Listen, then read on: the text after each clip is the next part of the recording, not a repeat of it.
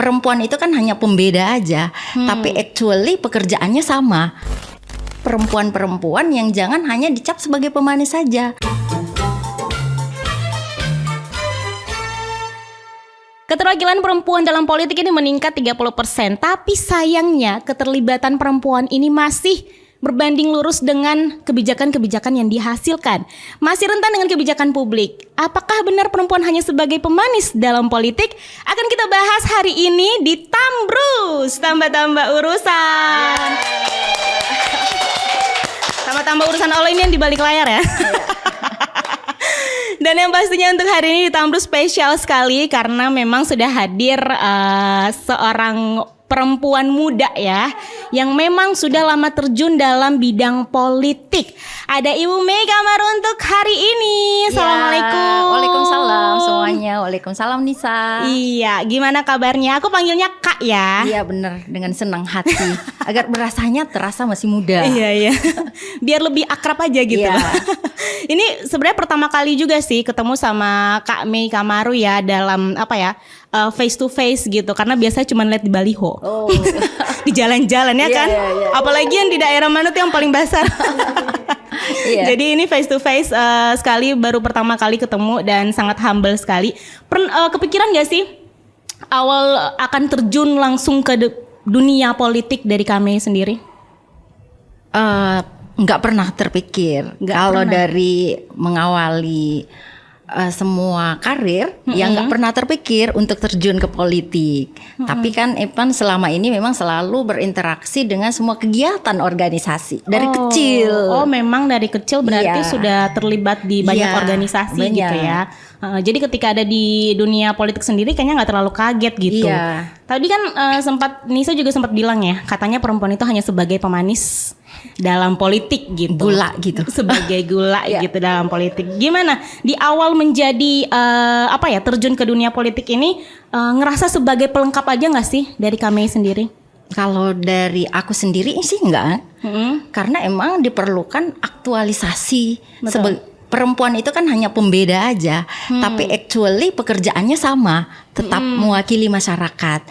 Jadi memang kapasitas perempuan yang harus kita perkuat, sehingga kita nanti tidak akan pernah dicap hanya sebagai pemanis.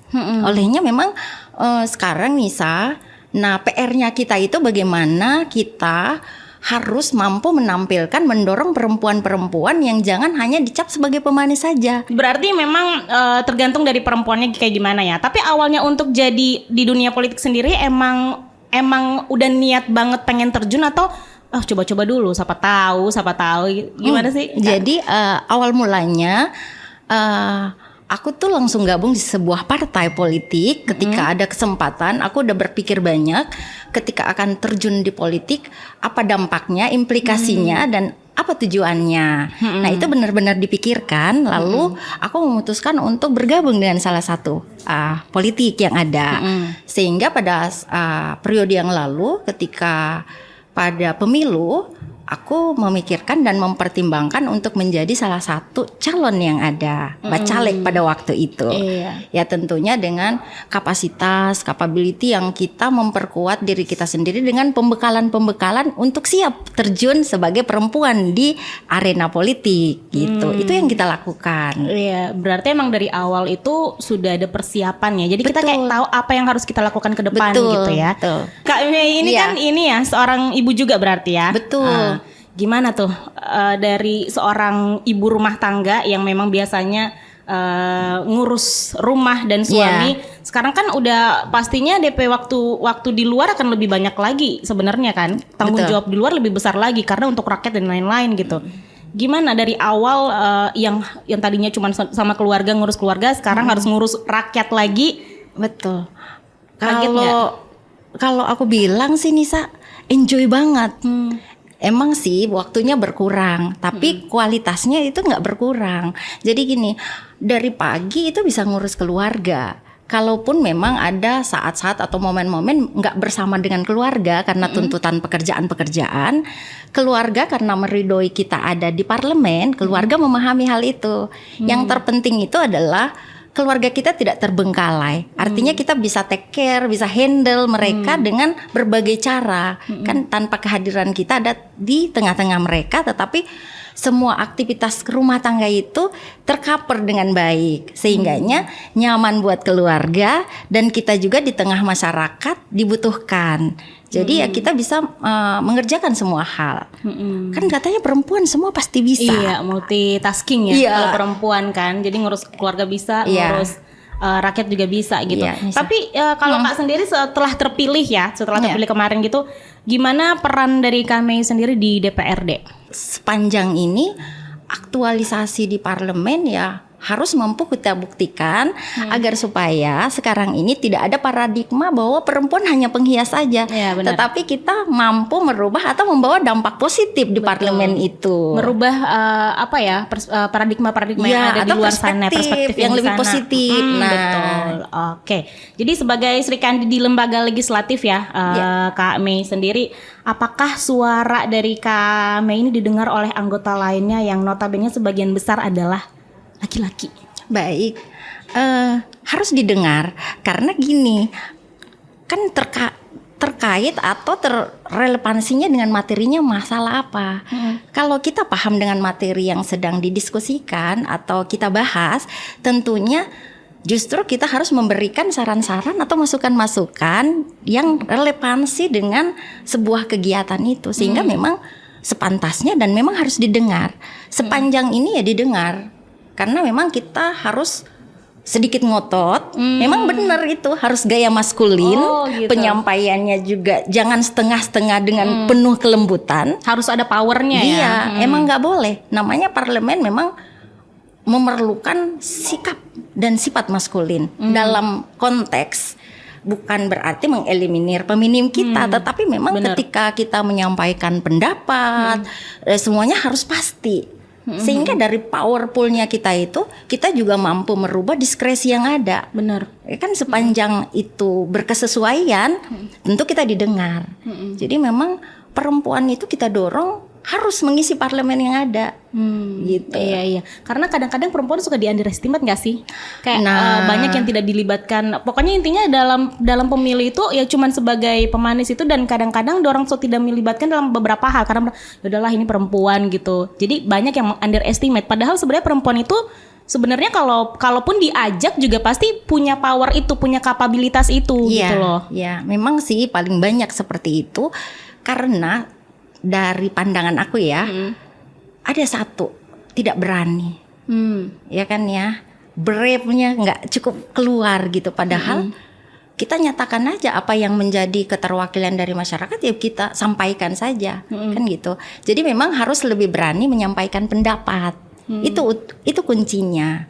Nah, agar supaya juga kita paling tidak ya gitu, menghilangkan paradigma di parlemen itu sendiri bahwa nanti perempuan juga nanti kalah. Nah, ini yang harus kita hilangkan. Nah, seperti itu Nisa. Jadi memang balik lagi ke diri kita sendiri sebagai perempuan ya. Kalau misalkan kita ngerasa kayak ada power gitu ya, kita bisa gitu. Jadi tinggal kalau dari kami sendiri lebih ke kayak apa? Yang penting nih berani dulu gitu kan. Berani untuk ngomong dan berani lalu menguasai materinya. Benar. Tupoksinya apa, tugasnya, fungsinya, wewenang dia yang dia miliki, di mana saat dia harus menyampaikan pendapat yang berkesesuaian. Kalau dia memiliki pembekalan semua itu, saya rasa ya oke-oke aja gitu, dan tentu akan sangat diperhitungkan gitu sebagai di anggota parlemennya itu sendiri. Aku tuh banyak baca komentar-komentar kan. Jadi gini, ngapain sih mau baca caleg gitu, apalagi untuk perempuan ya? Katanya karena banyak kasus di luar sana perempuan-perempuan yang pintar, yang kapabilitasnya itu ada gitu ya, kalah karena dorang tidak ada dana. Justru banyak yang tanahnya ini orang-orang yang punya dana. Tapi sebenarnya ya itu cuman kayak boneka aja di situ. Gitu. Gimana tuh Kak? Baik. Memang sistem kita ini kan berbicara sistem. Kita masih sistem terbuka ya. Sistem terbuka kembali ya surat terbanyak. Jadi memang dari beberapa karakteristik yang masuk Nah, berarti itu kita kembali ke masyarakatnya. Kalau masyarakatnya sudah bisa menilai mana yang hanya isi tasnya, nah kan tanpa pengetahuan yang cukup. Nah, semua kembali kepada masyarakat sebenarnya. Jadi yang paling menentukan sebenarnya adalah yang memiliki hak suara, yang memilih itu. Nah, inilah kualitas yang telah dipilih oleh masyarakat. Di situlah itu pembelajarannya sebenarnya di situ. Dan memang ya paling banyak juga terjadi seperti itu. Ya berarti kan itu harus kita tinjau kembali, harus kita teliti kembali. Berarti masyarakat kita belum cukup pas ya untuk demokrasi pilihan langsung, belum karena cukup pintar untuk ya itu untuk ya. memilih. Masih ada berbagai indikator yang menjadi paling tidak pertimbangan-pertimbangan untuk memilih. Berarti tingkat kehidupan masyarakat masih dalam level yang agak di bawah, sehingga isi tasnya masih mendominasi kan gitu ya. Nah ini kan memang dituntut untuk ketemu sama orang-orang juga ya, setiap harinya, everyday. Namanya juga manusia kan pasti terang ada titik-titik yang jenuh. Iya. Aduh lagi malas ketemu orang, tapi harus ketemu orang. Apalagi sebagai wakil rakyat kan mau gak mau orang harus menampilkan yang terbaik. Gimana kalau misalkan memang lagi bad mood atau apa dari Kak Mei sendiri untuk mengantisipasi hal-hal kalau seperti perasaan itu datang, bad moodnya datang, nah berusaha pagi-pagi booster moodnya itu dicari, langsung pergi olahraga, menyenangkan hati, atau refreshing, berenang sesuatu, lalu balik lagi. Ya kita ke restoran, kita ada sesuatu yang bikin kita happy ya, bikin kita happy lagi, dan kita ready lagi untuk ketemu rakyat gitu. Kan memang secara manusiawi kan ada kalanya kita harus me time juga. Bener. Kan gitu. Nah itu berusaha ya kita lakukan. Jadi memang kita harus memilah-milah waktu agar kita juga bisa layanin masyarakat dengan suasana hati yang baik gitu. Sepanjang itu sih seperti ini. Jadi gitu. Caranya dengan me time itu tadi ya, cari-cari hal yang kita senangi untuk kita lakukan. Oke. Masih ngomongin lagi tentang ini nih Kak Mei Kamaru, apa sih? Woman support woman. Justru yang tadi ya kita sudah omongin tentang underestimate itu justru datang dari perempuan. Banyak perempuan yang meng-underestimate calon perempuan juga, gitu. Gimana dari Kak Mei sendiri? Kalau perempuan underestimate terhadap perempuan karena tolak ukur pemikirannya itu. Oke, dia ngerasa kayak sama kita penilai begini kayak sama juga sama. Dia kayak gitu ya. Jadi tolak ukurnya dia nilainya segini, lalu dia pindahkan menyamakan. Ketika seorang wanita punya pemikiran yang lebih mindset, lebih out of the box, nah dia juga akan menilai seorang perempuan itu justru dia akan memberikan supporting, lalu justru bisa mendorong perempuan lainnya. Kan seperti ini Nisa. Nisa ini kami lihat sangat supel, berinteraksi dengan masyarakat nanti akan datang satu saat, one day Nisa harus terjun di politik. Aduh, kan ini. Gitu. Iya kan? Iya, karena memang diperlukan di politik itu perempuan, orang-orang yang aktif, seneng berinteraksi dengan orang, seneng ketemu orang. Itu udah modal, apalagi udah semakin belajar. Oke. Oh berarti why not? Kan gitu. Dengar nih. Iya kan? DP syarat tuh cuman itu. Iya. Humble, senang ketemu orang. Jadi berarti nih boleh baca. Iya. Kan tinggal nunggu isi tasnya lagi. Kan kita harus bermodal karena memang kita perlu kos politik gitu. Oke, mungkin terakhir ya closing dari Kak Mei yang ingin disampaikan terutama untuk perempuan-perempuan di luar sana gitu. Ya, untuk perempuan-perempuan di luar sana, dari semua segmen, dari semua profesi, kamu tuh pasti bisa. Tinggal kamu tumbuh kembangkan, belajar lebih banyak. Apalagi perempuan mau di politik, mulai sekarang ya banyak belajar. Dan raihlah kesempatan selagi ada kesempatan. Mari kita berbuat. Dan saya mendorong perempuan-perempuan terjun di politik. Siapa tahu malah kita akan merubah mindset orang di sana dan memberikan dampak yang positif di parlemen nanti. Oke, keren sekali. tahun depan pilih saya ya. Jangan lupa pilih saya. Terima kasih untuk waktunya Kak Mega Marun. Jangan lupa untuk terus tungguin episode-episode berikutnya di Tambrus Tambah Tambarusan, dan thank you so much untuk Kak Mega Marun. Terima kasih Nisa. Bye bye, see you. Bye.